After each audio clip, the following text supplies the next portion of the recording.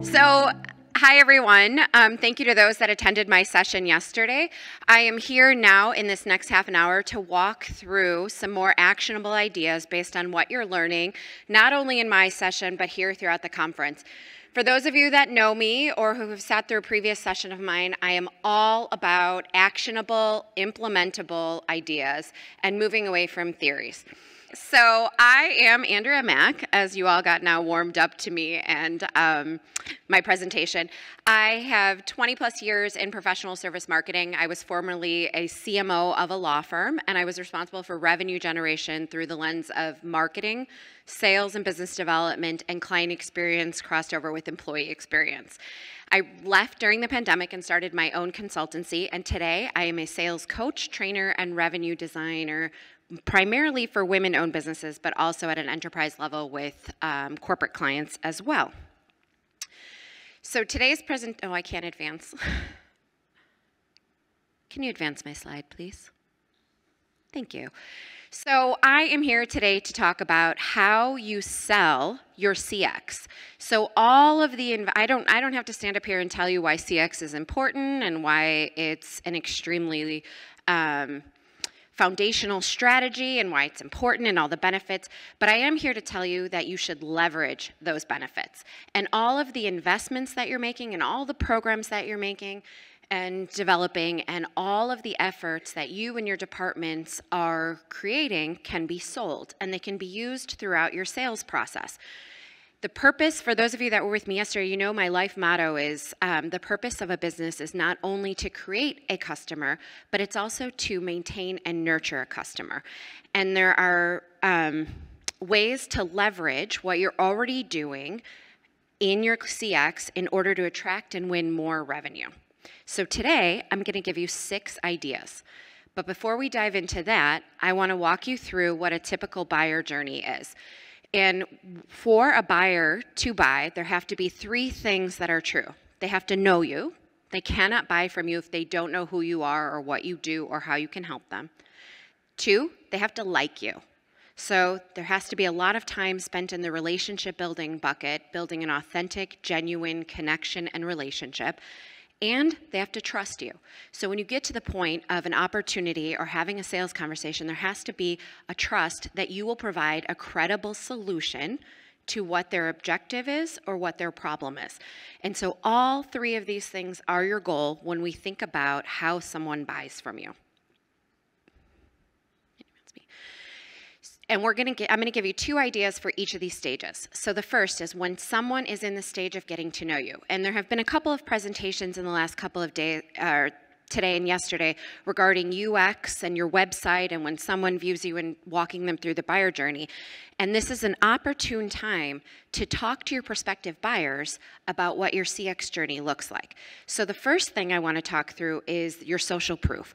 How do you leverage your testimonials, your reviews, your client interview data? How do you leverage that in a process where someone is in the checking you out phase? So when they're looking at you, when they get referred to you or they find you through a search engine or directory listing, etc., how do you leverage? It's not just enough to have testimonials, but what if you had your testimonials organized by the problem you solve? So right now, it's pretty standard to see a testimonial. It's pretty standard to see, like, Mike C. from Columbus, Ohio said Andrea is the best. However, if you had, here is Mike C., here was the problem he was having, here's how Andrea helped him specifically, and if your testimonials and your reviews and your referral sources or your recommendations were organized that way, think of how more efficient that would be for the prospective buyer and how much more effective that would be. So when I'm looking on your websites and I see that you have 5 happy customers, I don't really know if they're similar to me. And when people are buying, they want to know 2 things. They want to know, can you help me? And have you helped other people like me? So in thinking through how a client, a prospective buyer, receives that information or why that might be valuable for them is really important. Another simple but actionable idea is when you submit a proposal and they ask for letters of recommendations or list of recommendations, I will always include, here's why I put this person on this list. So I don't send my prospective buyers just like the names of my clients, their phone number, and their contact information. I'll say, here's why I think this person is a good match to talk to you about the work we're considering. And that one step, just a simple 1 or 2 lines, is something I don't see very often. And it's a small change at no cost that really makes it more useful for your buyer. So if you've already gone through the work to ask clients for testimonials or to serve as a reference for you, then go the extra step and make it useful for your buyers. So idea number 2, when they're in the get to know you stage, is to create a CX, I'm calling it like a CX charter or map of how your CX works. So I'm curious, how many of you in here have like a CX statement, a CX mission, a CX charter, and it's on your website? 1, 2. Only 2 people have a CX charter or promise or mission on their website?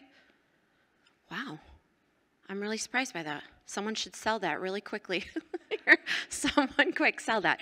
So oftentimes, especially I come from legal, and in legal, there's like, we're committed to client experience. Client experience is our differentiator. We are all about our client centricity. But if you look closely at those mission statements, nobody's telling you exactly how they implement their client experience. So client experience ends up becoming this catch-all term, and it no longer is a differentiator. Because if you compare mission statement or charter to that of your competitors, they're likely almost exactly the same. We care about our clients, we prioritize our clients, everything we do is for our clients. But think about the difference it would be if you had a map similar to what Dan just shared of here are the 5 things we do at each stage for our clients, or here are the programs that we have that are just to invest in our clients, or here's every step of the process of working with us, what you can expect. So go the extra step and document how your charter works in the wild, and make it easy for your buyers to see that. I don't think a mission statement does very much on its own. It says you know the right words to use, but without a map or even a list of how actually you live that promise, I think is, again, no cost, easy to implement, doesn't require a lot of buy-in, and also identifies where you might have gaps and where you should prioritize your financial investments. Okay, so those are in the getting to know you stage when someone's reviewing your website, they're interviewing you, they're getting to know you, and what you can possibly do for them. When we get to the stage of liking you and relationship building is where we usually spend the most amount of time with prospective buyers, because you have to get to know them, understand their needs, understand the urgency, the timeline, what their resources are. And the first idea I want to share with you is to complete a 7-grid for prospects. So for those of you that were in my workshop yesterday, or for those of you that are going to grab a handout on your way out, I use a framework called a 7-grid, which basically operationalizes experience. So instead of calling experience simply feedback or gifts or events, there is a 7-part process that really makes sure that you're intentional and that all bases are covered. And why don't we do that for prospects? Like, why are we not making sure that our prospects have the same level of experience with their touch points, and that our touch points are consistent and intentional? So take that 7-part framework and go ahead and map it for what you want your prospective buyers to experience with you. What does it feel like to thank your buyers? What does it feel like if something goes wrong in the process? How do you talk about money with your prospective buyers? How can you make it more user-friendly? So take that 7-grid and don't just use it for client experience or employee experience, use it for prospective buyers. Idea number 4 is to invite your prospective buyers to things that are special and uniquely created for just your clients. So whether that's a client event, which feels like the easiest and the best place to create a buying trigger for a prospective buyer. Also consider giving them access to documents, tools, client dashboards, anything special that you have reserved for clients, give them early access to, and tell them that they are special and you are giving them special access. And again, these are all in case anyone was calculating, I'm sure there's some finance people here, all of these ideas are zero cost. So as we think about budget, these are all zero cost and don't require a lot of buy-in. But giving them access to something that's already created allows them to experience what it feels like to be your client and makes true on your brand promise throughout the sale. So everything they've read on your website, everything they're feeling, it makes it come true for them and it makes it very real for them. Okay. And then when we get to trusting and sales conversations, so you've done your work, you've marketed successfully, you've worked with your marketing team, you're attracting buyers into your pipeline, and you've spent time cultivating a relationship, getting to know them, making sure the solutions that you're offering match their needs. And now we are at the sales conversation point. So now they say, Kelly, I have an opportunity, and I want you to come talk to us in our team. Bring a client with you. There's no better way to close a deal than to bring a super fan with you to a prospective meeting. Now, it might sound unnerving if we can't get access to clients generally, if you're still at that phase in the CX building journey. But if you have someone that's a super fan that had a similar problem to the prospective buyer, instead of sending them a link where somebody recorded a video testimonial, ask them if they'll join you. Go to lunch with the prospective buyer and the client. Have the client speak candidly about what it's like to work with you or what they've experienced. Even if they've had bumps, they can talk about how the disruptions were handled by you or your firm. They can talk about what they liked or didn't like, and they can make sure it's a true fit. And even if that feels out of your control, like there's too much room for things to go wrong or to get the trust there, think about how real that is and how trusting that is for the prospective buyer to realize that you have a relationship strong enough that a current client would come with you to a pitch. So again, with the exception of a cost of a meal maybe, this is a no-cost way, and it also makes your clients feel special. So if you say to a client, I'm really trying to get this next deal, or I have a high desire to work with XYZ company and it's really important to me. If you have, your clients want you to succeed too, and they're invested in your success. So consider including them, inviting them, or involving them in some way or another. And then idea number 6 is ensure that one of you is at every prospective pitch. So you or someone on your team should be invited to pitch calls as a representative of the firm and as a true life example of CX in the wild. That's not the way I wanted to say that. As a representative of like living CX. So when you go to these pitches and when you represent CX at your firm, you are able to take a particular stance that says, I can tell you this is what other clients say. Or what I typically would say in this type of scenario is, prospective buyer, we want to make sure that you have exactly the type of experience that you so desire with us in our firm, and that starts now. So I'm here to listen and bring it back to the firm and make sure that you're connected with the right resources that we have available to us. And so a lot of the times, just your mere presence and saying like, this is how committed we are to drafting your client experience plan is enough to create a buying trigger, and is enough to show that you're what CX really means when the rubber meets the road. And oftentimes, to be honest, because I'm a sales coach and I think of things in terms of revenue, it's a really useful tool because you can ask questions that perhaps your doer seller or your lawyer or your accountant can't ask. So you can say, is there a particular budget? Or can you tell me more about that? If the subject matter expert in the room doesn't want to ask a particular question because they don't want to appear stupid or it might disrupt their relationship, you can very much good cop, bad cop it, or just be really direct about what you're asking. So it serves multiple purposes and it's a pretty effective tool. Plus, then those prospective buyers have another outlet at your firm to see how wide and varied your team is, and there's multiple ways to create connections. So I really think that this is an effective tool, and it's easy, no cost. And the amount of information that you're gathering while being on these pitches will continue to substantiate the investments in CX because you can bring that information back directly and help with onboarding those new clients or preparing for additional pitches. So, how are we doing on time? I don't know where we're at on time. Anyone? 10 more minutes? Ooh, that's a lot of time. Okay, so those are 6 of my best ideas for various points in the buyer journey, and all of those are no cost or almost minimal cost to implement today. And I do have a bonus idea for you, which was not in the presentation, but I think is really effective.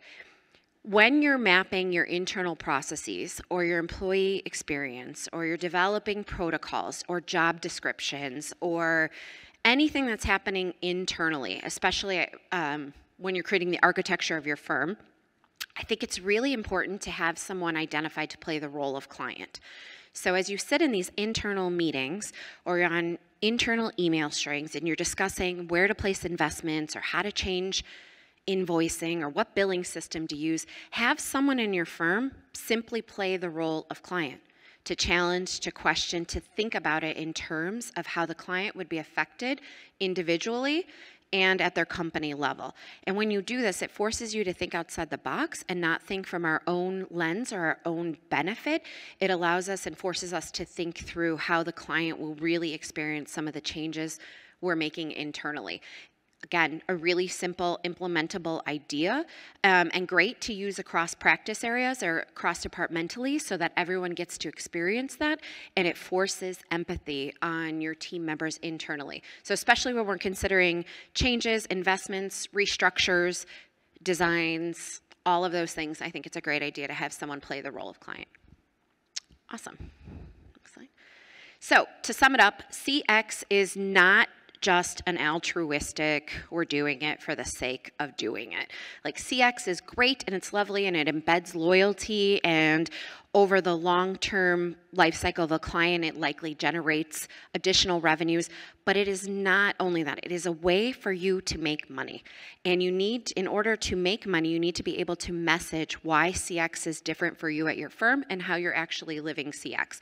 So think about it as a sales differentiator and make sure that it's involved in every part of the buyer journey. And a buyer journey, buyers are having hundreds of experiences with you, likely before they ever even call you. So considering the buyer at various points of learning about you and your firm, consider how you can talk about CX and leverage the investments you've already made. And last, think about those CX efforts throughout the buyer journey as far as how they're experiencing you and what you already have in lieu of creating a number of new things. Great. Any questions?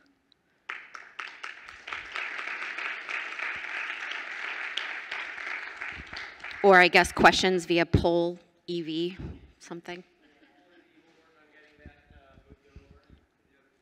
Or you can just ask them like it's 1983.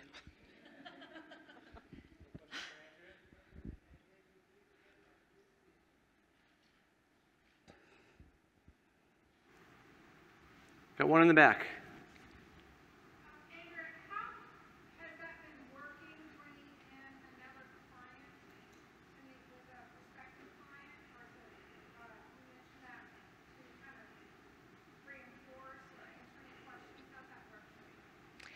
So I think the question is, and tell me if I got it wrong, is how does it work to actually bring a client in to meet with a prospective client? Oh, okay. Is it awkward or rehearsed? So that's a really good question. Thank you for asking that. How do you actually tactically get that done? So the first thing I would say is to make sure that you are not surprising your current client. So typically I would set that up in advance, meaning hey, if I ever have the opportunity, if ever given the opportunity, would you be interested in participating in pitches with me? Would you be open to that? So I would make sure that I teed it up before you have an urgent situation, or a timely thing to be hey, you busy tomorrow? Do you want to be, because I think then you're catching your client off guard, and I think nobody likes that. So one, tee it up in an off time and ask for their willingness to participate. So lead the willing out of your superfans. Two, I would make sure that you prioritize preparation. So the worst thing you can do in this scenario is not prepare your current client for what their role is or what they should expect out of this situation.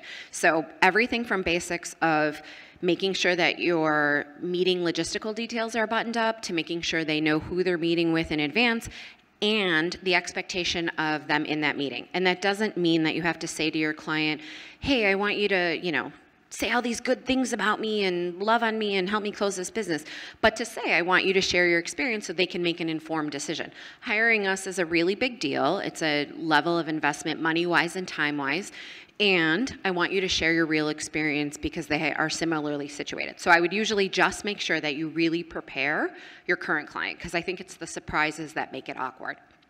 Lastly, I would say that when you get to the lunch, and you should also tell your prospective buyer that you're bringing a client with, and if that's okay. So always ask permission. So when in doubt, just ask permission. Would it be okay?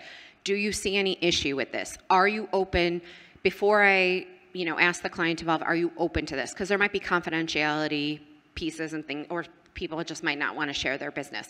And they'll tell you if they are or not, and then clearly to follow their lead. But when you show up to the lunch, if it does feel awkward in any way, shape, or form, you just immediately address it up front. So I would open the lunch with something like, I'm so excited for you both to be here, to have an opportunity to talk about what it's really like to be in the trenches doing XYZ work. So I feel like if you set the tone of why you have them there and why the connection is valuable, you're setting the tone for that. It's not, you're here to help me close a sale. It's, I have a person who can offer something of value to you, and by making this introduction or connection, I'm creating value for you. So if you set the tone, it's more of a gift to the prospective buyer than it is a gift from your client to you. So it's more about them sharing information. And presumably you've chosen clients or situations that are similarly situated. So that's how I would deal with that. Does that answer your question? Great. Anything else? What's that? I'm sure you're available. What does that say? How can we work with you, hire you to support us? Well, I'm available for speaking and PowerPoint. So I work, it depends on your objective. I work with individuals and I work with clients, as I mentioned, like company level clients, but it depends on what you're really trying to achieve. So I'm assuming most of you in here are at a company level and looking at revenue or traction at an account level.